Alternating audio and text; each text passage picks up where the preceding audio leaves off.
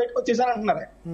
So ఇప్పుడు జగన్మోహన్ రెడ్డి గారు చెప్పాలి బయటకు వచ్చి. జగన్మోహన్ రెడ్డి గారు మీరు దగ్గరగా వ్యవహారాలను అబ్జర్వ్ చేశారు కాబట్టి చెప్పుడు మాటలు వింటారా, ఒకే వ్యక్తి మాట వింటారు అని చాలా టాక్ ఉంది. అంటే అదే సార్, ఇప్పుడు ఎవరైతే నిత్యం కలుస్తా ఉంటారో వాళ్ళ యొక్క ప్రభావం కొంత ఆయన దగ్గర నుంచి సమాచారం తీసుకున్నప్పుడు ఖచ్చితంగా ఉండే అవకాశం ఉంది. ఆయన ఇందాక పేర్లు వెల్లడించలేదు, ఎవరెవరు కోటరీ అంటున్నారు. ఆ కోటరీలో ఆయన ఇంకొక ప్రధానమైన తీవ్రమైన ఆరోపణ చేశారు. ఆ కోటరీలో ఉన్న వ్యక్తులకు ఆర్థికంగా గానీ ఇతరత్రా గానీ లబ్ధి చేకూరుస్తేనే జగన్ గారి దగ్గరికి సమాచారం వెళ్ళటం గానీ జగన్ గారిని కలవటం గానీ జరుగుతుంటున్నారు.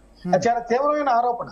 నిజానికి కొద్దిసేపటి క్రితం టీజేఆర్ సుధాకర్ బాబు గారు విజయసాయి రెడ్డి గారి మీద ధ్వజమెత్తిన పరిస్థితి ఉంది. ఆయన ఇట్లాంటి విషయాలన్నీ గతంలో ఎందుకు చెప్పలేదు, ఇప్పుడు ఎందుకు చెబుతున్నారు, సుబ్బారెడ్డి గారి మీద ఆరోపణలు చేయటం ఏంటి, ఇవన్నీ కూడా. అంటే విజయసాయి రెడ్డి గారి మీద కూడా పార్టీ స్టాండ్ అర్థమైపోయింది. ఆయన ఎస్సీసీఎల్ ప్రెసిడెంట్ గా ఉండి కామెంట్ చేశారంటే. సో నేననేది ఏంటంటే విజయసాయి రెడ్డి గారు ఈ రోజు చేసిన ఆరోపణలు ఒకటేమో సుబ్బారెడ్డి గారు అక్కడ ఆయన ఎవరిని ఉద్దేశించి అన్నారో బహిరంగమే కోటరీ అంటే సజ్జల రామకృష్ణారెడ్డి, వైవి సుబ్బారెడ్డి వాళ్ళిద్దరికి వ్యతిరేకంగానే అక్కడ కామెంట్ చేయాలి, అది నో డౌట్, అంతే కదా.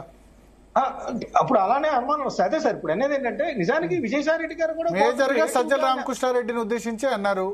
ఇటు వైవి సుబ్బారెడ్డిని ఈ కేసు కేవీ రావు వ్యవహారం కాబట్టి ఆ విధంగా ఆయన కొడుకు విక్రాంత్ రెడ్డికి అన్ని తెలుసు అని ఇండైరెక్ట్ గా ఆయన ఇరికిచ్చేశారు. అదే సార్, అక్కడ ఇరిచడం కాదు, ఆయన విశాఖపట్నంలో లాటరైట్ గన్ల విషయంలో కూడా విక్రాంత్ రెడ్డి గారు వ్యాపారం చేస్తారో తెలియదు కానీ బట్ అక్కడికి కొంతమంది ఉద్యోగాల కోసం రికమెండ్ చేయమని వచ్చినప్పుడు ఆయన ఫోన్ చేసి నేను చెప్పిన పరిస్థితి ఉంది, అది ప్రజావాణి కార్యక్రమంలో అని కూడా చెప్పారు. సో ఇవన్నీ కూడా కొంత ఆయన వ్యాఖ్యలు కొంత ఇరకాటంలో పెట్టాయి, సుబ్బారెడ్డి గారిని ఇరకాటంలో పెట్టాయి, జగన్ గారికి సన్నిహితంగా మెలిగే మీరు అన్నట్లు సజ్జల రామకృష్ణారెడ్డి గారిని కానీ ఇంకా కోటరీ గారు రెగ్యులర్ గా కలుస్తారు కొంతమంది వ్యక్తులు. సజ్జలకు విజయసాయి రెడ్డికి మధ్య అసలు ఎక్కడ చెడింది, ఎందుకు చెడింది అంటే నాకైతే ఇద్దరు, ఎందుకంటే ఇద్దరు చూసేది వేరు. ఆయన రాజ్యసభ సభ్యులయ్యారు, ఆయన బాధ్యతలు వేరు. ఈయన రాష్ట్ర ప్రధాన కార్యదర్శిగా ఉన్నారు. మొదట్లో జగన్ గారికి రాజకీయ కార్యదర్శిగా కూడా ఉన్నారు. రాజకీయ సలహాలన్నీ కూడా ఇచ్చే పరిస్థితి కూడా మొదట్లో పార్టీ పెట్టిన తొలినాళ్ళలో ఆయన చూసిన పరిస్థితి. అదేవిధంగా సాక్షి మీడియా గ్రూప్ అటు టీవీ కానీ ఇటు పత్రిక కానీ సజ్జల రామకృష్ణారెడ్డి గారే మొత్తం నడిపిన పరిస్థితి కూడా ఉంది.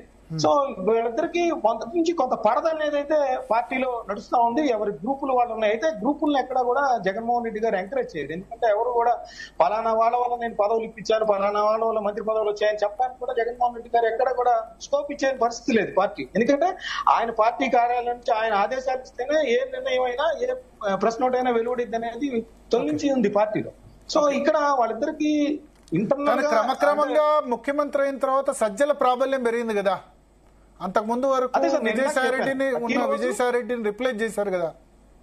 అదే ప్రతిరోజు ఈవెన్ ఇప్పుడు ప్రతిపక్షాలు లేకపోతే ఇక్కడ కూడా వైసీపీలో ఉన్న వాళ్ళు సకల శాఖ మంత్రి సజ్జల రామకృష్ణారెడ్డి, మంత్రులు అంతా కూడా సజ్జల మేరకే నిర్ణయం తీసుకుంటున్నారు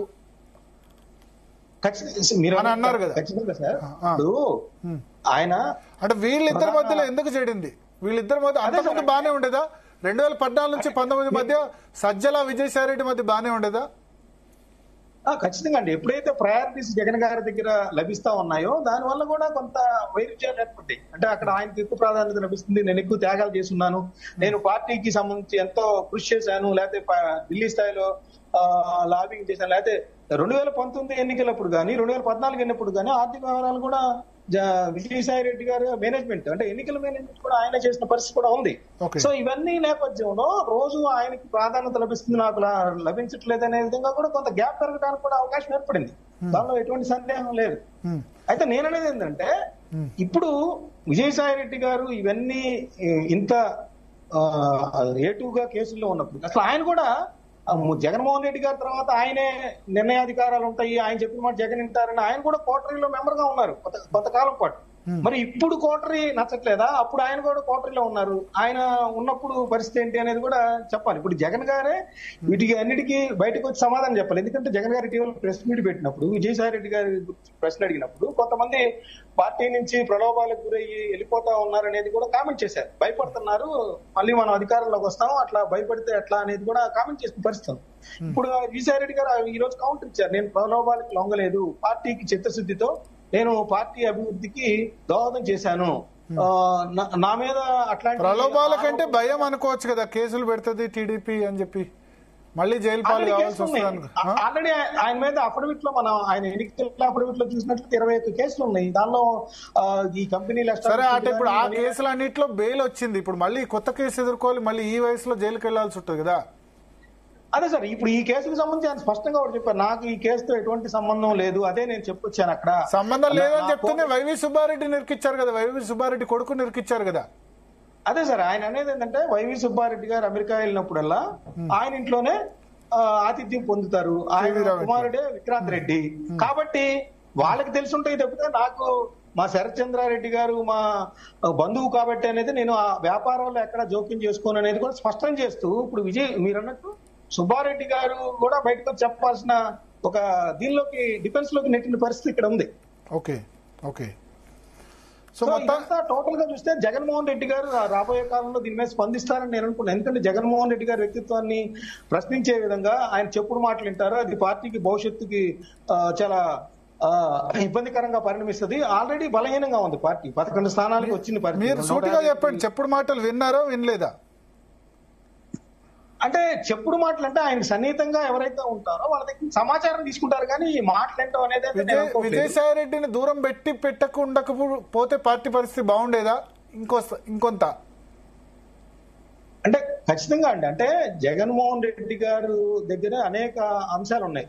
అంటే కర్ణుడి చావుకు అనేక కారణాలు ఉన్నట్టుగా పార్టీ ఈ విధంగా మారడానికి కారణం ఏంటంటే ఎమ్మెల్యేలు మంత్రులే చెప్పారు, ఆయన స్వయంగా మేము కలవడానికి చాలా రోజులు పడుతుంది, అపాయింట్మెంట్ తీసుకోవడానికి పడుతుంది, ఆయన అందరికీ దొరకదు, అందుబాటులో లేకుండా పోయారని జగన్మోహన్ రెడ్డి గారు కూడా చెప్పారు. ఏంటంటే కార్యకర్తల్ని కొంత విస్మరించిన పరిస్థితి, వాలంటీర్లు లేదా ప్రజల కోసం పథకాల కోసం మేము పాటుపడ్డాను తప్పితే ప్రజలకి కార్యకర్తలకి కొద్దిగా నిర్లక్ష్యం జరిగింది. ఈసారి నుంచి గుడ్ బుక్ పెట్టుకొని ఎవరైతే కార్యకర్తలు ఉంటారో వాళ్ళందరినీ కూడా ఆదరించడం జరుగుతుంది, వాళ్ళతో మమేకం అవడం జరుగుతుంది, వాళ్ళతో నెలలో 8 రోజులు వాళ్ళతోనే గడుపుతాననేది కూడా ప్రకటించిన పరిస్థితి ఉంది. సో ఇవన్నీ కూడా కారణాలు. ఒక విజయసాయి రెడ్డి గారు ఈ విధమైన ధోరణికి రావడం, ఈ విధమైన అభిప్రాయానికి రావడం ఒక్కటే కాదు, చాలా కారణాలు ఉన్నాయి. వాటిలో అదొకటి అనేది నేను చెప్తాను. Okay okay okay. సో మీరు ఎట్లా చూస్తారు విజయసాయి రెడ్డి ఫ్యూచర్? ఆయన మాట కట్టుబడి ఉంటారా, మళ్ళీ ఏ రాజకీయం చేయను అని రాజకీయ పార్టీలో జాయిన్ అయ్యే అవకాశం ఉందా?